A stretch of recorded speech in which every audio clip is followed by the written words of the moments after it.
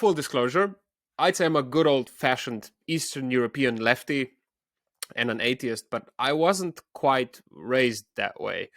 I was brought up as a pretty liberal Catholic, but a Catholic nevertheless. I went to Bible school and Sunday Mass and all of that. Yeah.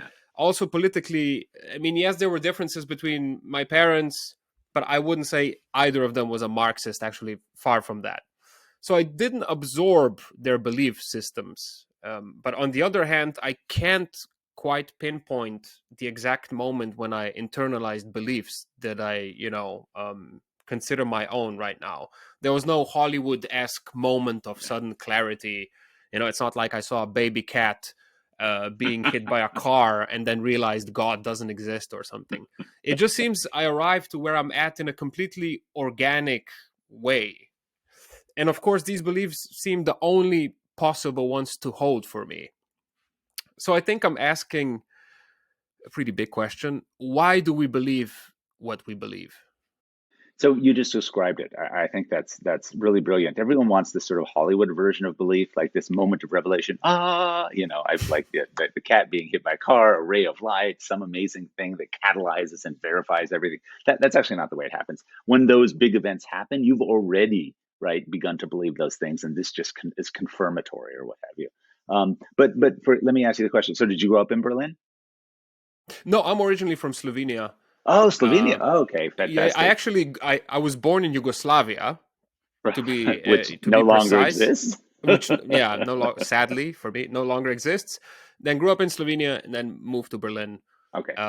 10 years, yeah, 8 9 So years ago, something like that. so think of that individual or personal journey, right? So as you sort of grow up, you're growing up in a time of radical change, right? You're growing from your parents, you're learning from them, you're learning from your peers, but you're also in communities, societies, and nations. In fact, the nation you were born into no longer exists. So think about how those experiences radically influence the worldviews that you have, the perspectives. And then you go through that in your earlier years. And what age did you move to Berlin?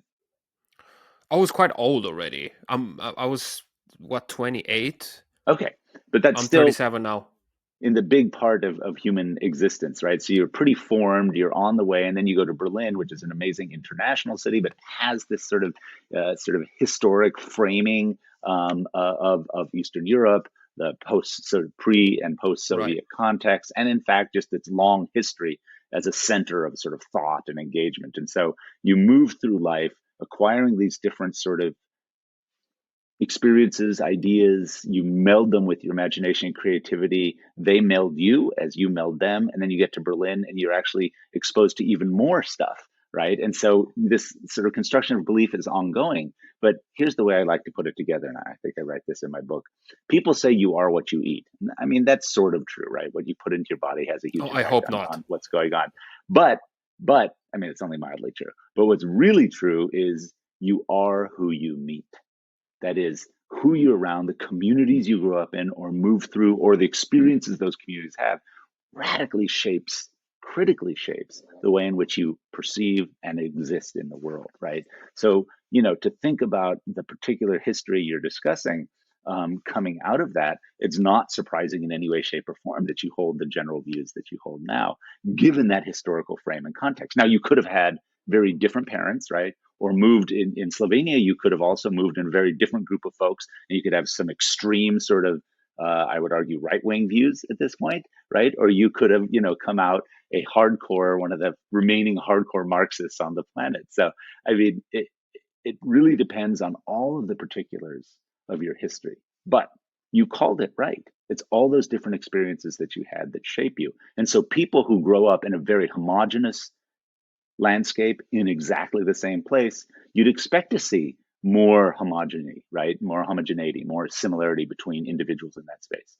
Whereas someone who grows up moving around the world or who undergoes radical change in the community in which they exist, like their nation changes, that can alter the way you see the world or are in the world. So, I mean, there's no easy answer to why we believe, but it has to do with where you are, who you're with, and what happens in those communities. I really do recognize myself in what you're describing. In particular, it made me think about the sense of humor Mm, And the people who became closest to me, I feel like we shaped each other's senses of humor a mm, lot, mm. and we used humor a lot. And now, as I'm getting older, it's harder and harder to bond with people that don't share this particular brand of humor, I suppose. Well, and it's interesting too, as humans age, right? They become not completely, but more frequently, more sort of focused and centralized on particular sets of beliefs or particular sets of perceptions of how the world is, and that it makes it more difficult to engage with people who don't fit into that, right? Who don't. So the older we get, the harder it is. Not impossible, but the harder it is to see the world through other people's eyes. Unless unless you travel enormously, unless you get to see the world in multiple things. You just said you're in Japan right now, you've been in Berlin. The more one travels, and this is difficult, but the more one travels, if they travel well, in the sense of going and being places and respecting and being a little bit humble about what is right in the world, or how to be, you see what I think is the most important thing about humanity, and that is there are multiple successful ways to be human. There are multiple successful ways to be human. And when you travel the world, you see that. You see people can be very different from you and still be very human, very successful. It can work. And once you recognize that, you're like, oh, wait a minute. You know what? I know what I believe. I like what I like, but it's not the only way to do things. Oh, wow. All right. Thank you to my lovely patrons, Taichi, Carmen, and Veronica. Thank you for your support. You're amazing. If you want to support Eurotrash too, you can do that. Just go to Patreon and find me there. Right. Thanks again.